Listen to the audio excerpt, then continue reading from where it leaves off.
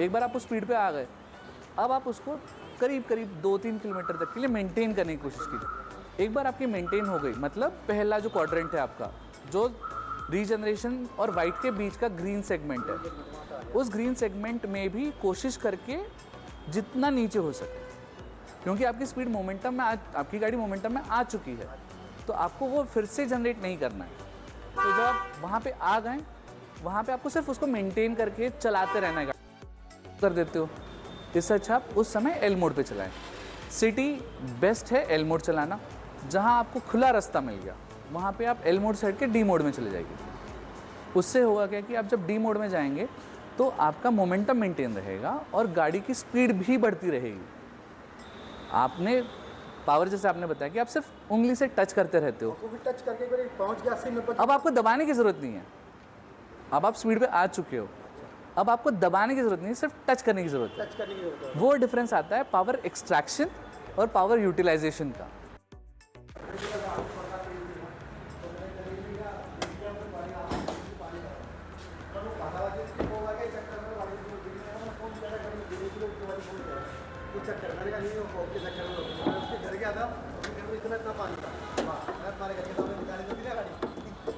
क्या होता है, जब बैटरी पैक के नीचे ये होती है हाई वोल्टेज केबल्स, ये नीचे लगी हुई हैं। एक एंड ऊपर लगा है, एक एंड नीचे लगा है। जो नीचे का है उस पर यहाँ पे कवर लगा होता है। एसी भी होता है। तो इंसान ये 22 पे एसी कैसे हो गया, 15 पे डीसी कैसे हो गया? तो इसके लिए ये जो चीज़ है, ये 3-in-1 बॉक्स जो है, ये डिफ़ाइन करता है कि वो पावर इनपुट कैसे लेगा। जैसे मैंने आपको भी बताया था कि इस गाड़ी का जो इनपुट है वो डिफ़ाइन करता है on board charger. On board charger में इसमें क्लियरली मैनुअल में भी लिखा है 6.3 इज़ द कैप। 6.6 का कैप है ना इस पर। तो अगर आपकी इस कैप के नीचे का कनेक्टर, चाहे वो 22 का हो चाहे वो 7 का हो, वो 6.6 से ज़्यादा का नहीं लेगा किसी भी टाइम पे। That is well defined. और जब आप इसको खोलते हो, भले ही आप 240 किलोवाट के चार्जर पे डाल दो, इसका डिफाइंड है 50 किलोवाट मैक्सिमम पीक है, तो 50 किलोवाट ही लेगा। तो प्रेफरेंस आपका यही होना चाहिए चार्जिंग के टाइम पे कि या तो आपकी गाड़ी उस लेवल से नीचे हो, यानी 60 किलोवाट के जितने पास हो, वो आपका सबसे सेफेस्ट जोन है। बड़ा चार्जर लेके आप यूज़ तो कुछ नहीं करने वाले, आप चार्ज तो उतने ही लोगे जितनी आपकी गाड़ी ले सकती है। 60 किलोवाट तक का तो चल जाएगा। हाँ, क्योंकि 51 का इसका पीक है। 51 पीक करने के लिए 50 किलोवाट का चार्जर नहीं बना है तो 60 का ही बना है। तो 60 को लीजिए, उसमें आपकी गाड़ी में फॉल्ट भी कम आएंगे, एक्स्ट्रा पावर डिलीवरी नहीं होगी, उस कारण आपका BMS करप्ट भी नहीं होगा, हीट भी नहीं होगी। हीट भी नहीं होगी गाड़ी, क्योंकि आपको एक्स्ट्रा पावर मैनेज नहीं करनी है। अच्छा, इसमें हीट का मतलब कई बार चलता है, आप जब गाड़ी चार्ज करते हो तो एसी चालू होता है, हाँ, इसी ने रेडिएटर का फैन चलता है। रेडिएटर का फैन चालू होता तो ये जो कूलेंट है यहाँ पे, ये देखिए, यहाँ पे ये एक कूलेंट है और ये एक कूलेंट है, इस पर ढक्कन पे क्लियरली लिखा भी हुआ है। ये बैटरी को ठंडी करने का काम करता है। है। और जब गाड़ी चार्ज करो तो कई बार लगता है कि एक मिनट, हाँ रात को भी लगा के छोड़ोगे ना, अगर बैटरी गर्म हो रही है तो फैन ऑटोमेटिक ऑन होगा। हाँ, भले ही आपने गाड़ी लॉक करके चले गए, हाँ, लॉक करके होता है। फैन मैं फैन ऑन होता है, कूलिंग सिस्टम ये चलता है। देखो, यहाँ पे ये 3 कूलेंट है, भाई मैं तीसरा ढूंढ रहा था, कहाँ चला गया। मेरे को विजय जी ने बता दी, यहाँ पे जो है वर्कशॉप में वो बताया कि कभी रात को आप गाड़ी चला के देखो और एसी चले तो परेशान मत होना। इसमें कई बार चार्जिंग टाइम वो इसीलिए होता है, इसके 3 कूलेंट हैं। एक आपकी जो AC के लिए है, AC का कूलेंट चाहिए क्योंकि वो पूरा जो हीट है उसको डिसिपेट करना है रेडिएटर के थ्रू। दूसरा, इसको भी ठंडा रखना ज़रूरी है। ये अगर ठंडा नहीं होगा तो वही कहानी है कि आपने दिवाली के फटाखे शुरू कर दिए। और तीसरा होता है बैटरी के लिए, क्योंकि बैटरी के अंदर अपनी लिक्विड कूल्ड बैटरी है, तो उस लिक्विड कूल्ड बैटरी के अंदर एक कूलेंट फ्लो होता है, जैसे अपने AC में फ्लो होता है, तो उससे वो पूरा टेम्परेचर पूरा कूल डाउन करते हुए लेके आती है। तो वो घुमाने के लिए पंप स्टार्ट होते हैं, वो पंप की जो आवाज़ सुनते हो वो हुआ है, पेन बहुत चलता था, कई बार आवाज़ आती है। गुर्र करके आवाज़ आती है। आप इस पे हाथ रखोगे तो आपको वाइब्रेशन भी फील होंगी। मेरे को तो उन्होंने बता दिया था, तो फिर तब से मैंने ध्यान देना बंद कर दिया भी यहाँ। वो होटल वाले आपको पूछते हैं, भैया आपकी गाड़ी अचानक से रात को आवाज़ कर रही थी, सब ठीक तो है? मैं घर पे भी देखा, मैंने नहीं ठीक है, वो गर्म हो जाता है। मैं उसमें बोलता हूँ ये एसी जहाँ बैटरी पैक गर्म होगी, आप AC बंद करके भी अगर गाड़ी चलाते हैं तो भी आपका वो कूलेंट सिस्टम स्टार्ट हो जाएगा, बिकॉज आपकी गाड़ी की प्राइमरी जो सेफ्टी है वो बैटरी को ठंडा रखना है। इस गाड़ी में बाकी कभी करना, वो वेंटिलेटर सीट का चालू करना चाहिए। इतना पैसा देने के बाद पीछे वाले के लिए भी एसी नहीं। देखिए सर, उसका अगर आपको कभी हम तो 3 लोग ट्रैवल कर रहे हैं कर रहे हो, 3 लोग ट्रेवल है ना, ठीक है। अब लंबा ट्रेवल करते रहते हो ना, तब तो पता नहीं चलता सर, बहुत इसका पता चलता AC है। नहीं, तब तो इसका इतना सॉलिड है कि आपको ठंड लगने लगेगी थोड़ी देर बाद में। सामने वाले को ठंड लगती है, पीछे वाला तो फिर भी बोल रहा होता है। पर उसके पीछे रीज़न है, इसकी कैबिन अगर आप देखोगे तो 4.2 मीटर्स की कैबिन है। आपकी जो XUV 300 है वो 3.998 की है, तो आपने 200 mm तो ऐसे ही कैबिन लेंथ बढ़ा दी है। सीट वेंटिलेटेड हो। देखो, सीट वेंटिलेशन का मैं ऑप्शन दे सकता हूँ, आप चाहो तो मैं आपको ऑप्शन दे सकता हूँ।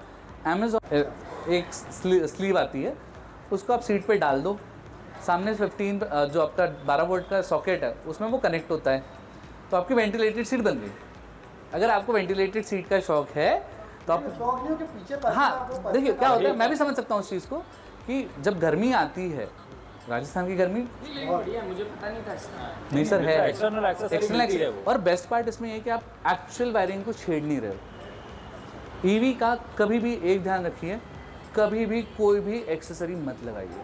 मैं ऑर्डर करके पहले मैं यूज़ कर लूँगा, क्योंकि मुझे बहुत ज़्यादा ज़रूरत रहती है। मेरे को बहुत, मैं आता हूँ यहाँ पे ऑफिस उतर के आता हूँ तो पूरा शर्ट पीछे गीला रहता है मेरे गाड़ी में भी लग जाएगी। किसी में भी लग जाएगी। में भी लग जाएगा। मेरे को भी नॉलेज नहीं था इसका। इसमें एक चीज़ और ये है कि और EV का मैं हमें अभी फिर से बता रहा हूँ आपको, कभी भी जिंदगी में कभी भी एक्स्ट्रा फिटमेंट मत कीजिए। वायरिंग से छेड़छाड़ नहीं करनी है। मेरे को मना किया जो है, उन्होंने मना किया हुआ कि इसका भी अलाइनमेंट का कुछ। मेरी तो आदत है, मैं अमीज को भी है ना, आप अजमेर रोड जब आया 2-3 रेड लाइट होती है, तो यहाँ पे राजस्थान में क्या है कि आपको साइड में चले जाओ, उधर नहीं होता, तो खड्डे वड्डे होता है।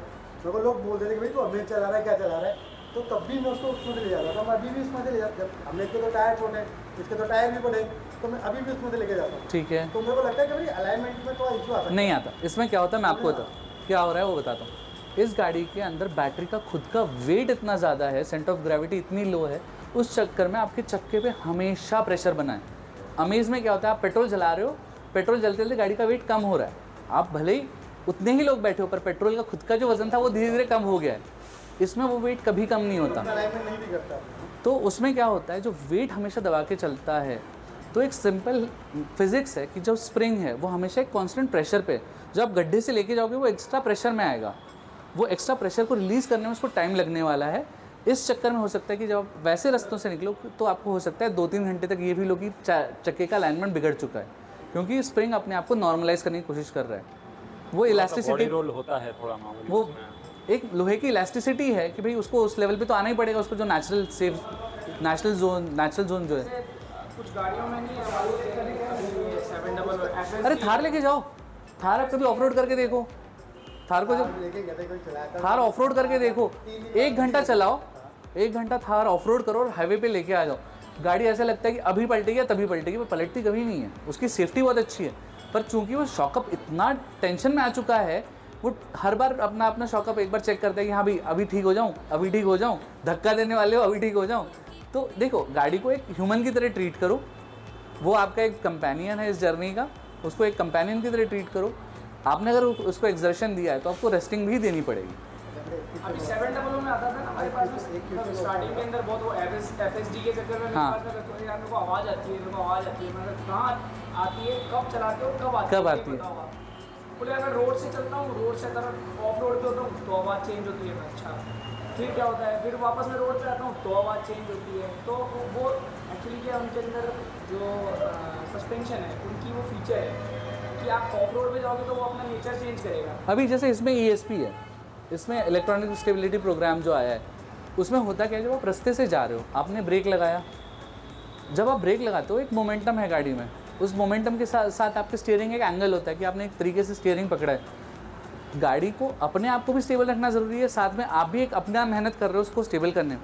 इलेक्ट्रॉनिक स्टेबिलिटी में फ़ायदा क्या होता है कि आप जब नहीं कर पाते हो तो गाड़ी खुद अपने आप को करेक्शन में ले आती है, जिसको होता है कि जब बॉडी रोल होने वाली है वो खुद को रिवर्स में घुमाना शुरू कर देगी। उसमें आप ये कहोगे यार मेरी गाड़ी में से जो आप कह रहे हो आवाज़ आ रही है, FSD वाली जो आवाज़ है वो इसीलिए आती है। अच्छा, कि इसमें जैसे कई बार अगर हमको लग रहा है कि अलाइनमेंट है तो हम बाहर चेक करा सकते हैं अपने? हाँ हाँ, आप करवा सकते हो। अलाइनमेंट चेक करा सकते हैं? हाँ हाँ, एकदम। क्यों नहीं कर पाते? देखिए, अलाइनमेंट में आप गाड़ी से छेड़ नहीं रहे हो कुछ भी, आप गाड़ी के कंपोनेंट्स को नहीं हिला रहे हो।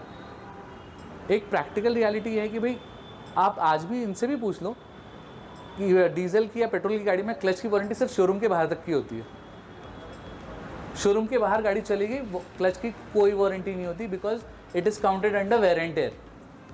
वैसे ही चक्के की वारंटी भी नहीं मिलती क्योंकि it's considered under wear and tear. Brake shoe wear and tear, wipers तो मेरे को अभी टायर कट गया था, मैं वो मेरी गलती की वजह से कटा था और 50% में चेंज करा था मेरे को। नहीं, वो उस टायर की लाइफ पे काउंट करता है। हर टायर पे ना उसकी मैन्युफैक्चरिंग डेट लिखी होती है। नहीं, वो अपोलो में लेकिन शायद है ना, कटिंग का कटने नहीं, किसी भी इसमें नहीं होता, because it's a human error. लेकिन आप प्रमोटर हुआ पर फिर तो वापस आएगा कि आप हमारे प्रमोटर वाकई में 50% में मेरे को उन्होंने नहीं, देखो, गुडविल में हाँ, गुडविल में अगर ये आपको प्रमोट कर रहे हैं एज अ ब्रांड, मैं आपको गारंटी दे सकता हूँ अगर इन्होंने आपके लिए वर्ड रखा है तो there is a very high possibility आपका टायर फ्री में हो जाए। पर देखो, उसके लिए भी उनको भी एक वैलिड रीज़न चाहिए वो करने के लिए।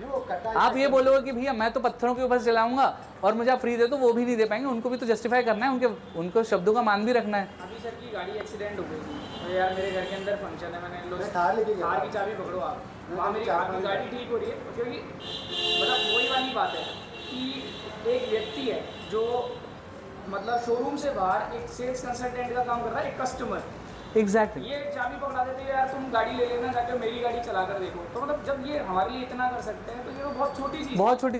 देखिए, एक बहुत बड़ी इंपॉर्टेंट होती है ब्रांड के साथ खड़े रहना। उस ब्रांड के साथ खड़े जब आप रहोगे तभी तो ब्रांड आपके लिए कुछ करेगा। अगर आप ये कहते फिरोगे भैया ठीक है मैंने गाड़ी खरीद ली, भैया आपने भी गाड़ी खरीदी, दूसरे भी गाड़ी खरीदी है, आपने उस ब्रांड के लिए अलग क्या किया है? मैंने भी जिस कोटा में जब ठीक मैं चाह आठ तारीख को तो वहाँ पे सलाह बोला नंबर ना दे देना, कोई दिक्कत नहीं है, अगर आपको कभी रेफरेंसिंग करोगे तो बता दो। मैं खुद अभी आपसे भी वही कही थी, आप ग्रुप बना लो, आप मुझे ऐड करने की इच्छा हो आप मुझे ऐड कर लो, क्योंकि जब तक आप एज अ ग्रुप एक कंप्लीट सेट ऑफ यूज़र्स जब आप उनको नहीं बताओगे तो उनको थोड़ी सपना आने वाले कि भाई ये प्रॉब्लम आ रही है। यूज़र जो प्रॉब्लम फेस करता है हर चीज़ R&D में नहीं आती। आज आप किसी भी प्रोफेशन को देख लो, R&D का एक काम अलग होता है, उनका एक स्टिपुलेटेड SOP होती है, भाई ये हो गया चेक, ये हो गया चेक, ये हो गया चेक, गाड़ी ready to release. But real life में कुछ तो चेंजेस आ सकते हैं जो उन्होंने नहीं सोचे हो, उसमें यूज़र का वो बताना ज़रूरी है एज अ नंबर कि भाई हाँ इन गाड़ियों में ये इशू आ रही हैं। आपके वो एक बटन थी ना उनकी तो प्रिंसिपल थी, इसलिए मेरे को फ़ोन लगाया तो काफ़ी कंफ्यूज थी। मैंने कहा ठीक है आपको कौन सी गाड़ी का है, तो मैंने बताया ना वो 31 में आता गाड़ी में सब कुछ देख चुका था, सिट्रोन भी था, सिट्रोन वाला तो आया नहीं मुझे दिखाने के लिए, इससे मेरा गया नहीं। ठीक है, फिर मुझे मेरे स्टाफ ने बताया कि सिट्रोन का है वो स्विफ्ट की जैसी है, वो अपनी बड़ी वाली गाड़ी में मेरे पास हमें तो हमें से भी छोटी हो, बहुत छोटी होती है। बहुत छोटी। फिर तो सिट्रोन का मैं दिमाग से निकाल दिया, फिर नेक्स्ट वन का यही रहेगा। तो नेक्स्ट मतलब 31 में आ सकता, लेकिन थैंक्स फॉर किसने गाड़ी कैंसिल हुई। नहीं, उसका एक तरीका था, अब हो चुका है इसलिए बता रहा हूँ। नहीं, मैंने खूब मेल करी है आयोग नहीं, में। उसका एक बहुत आसान तरीका था, हमने भी वही करा है, मैं झूठ नहीं बोलूँगा, मैंने भी करा हुआ है। आपकी बैंक को ये बोल दो मेरा लोन डिस्पर्स कर डाल, मेरी गाड़ी चाहे 6 महीने बाद है तो मेरा लोन डिस्पर्स कर डाल। 31 मार्च 2023 से पहले लोन डिस्बर्स होना जरूरी था, गाड़ी रजिस्टर होनी जरूरी नहीं थी। There was a loop to it. Invoice हो जाना था उसका। नहीं, इनवॉइस भी नहीं था, सिर्फ डिस्बर्स होना। डिस्बर्समेंट हो रहा है। इनवॉइसिंग की कोई लोड नहीं था मैं फाइनेंस में हूँ तो मुझे पता था सर। कि प्रशांत की गाड़ी इनवॉइस 6 दिन बाद हुई है। हाँ। वो हमने मतलब 4-5 कस्टमर को एजुकेट किया था कि सर आप लोन डिस्बर्स करा लोगे तो भी आपको ये बेनिफिट क्योंकि आपका लोन निकल चुका बैंक से, मतलब बैंक ने डिक्लेयर कर दिया हम इससे ज़्यादा पैसा नहीं दे सकते। अब आप चाहे 20 लाख की गाड़ी खरीदो चाहे 45 लाख की गाड़ी खरीदो, आपकी लोन अमाउंट निकल चुकी, 80 EEB में आपका लोन चढ़ चुका।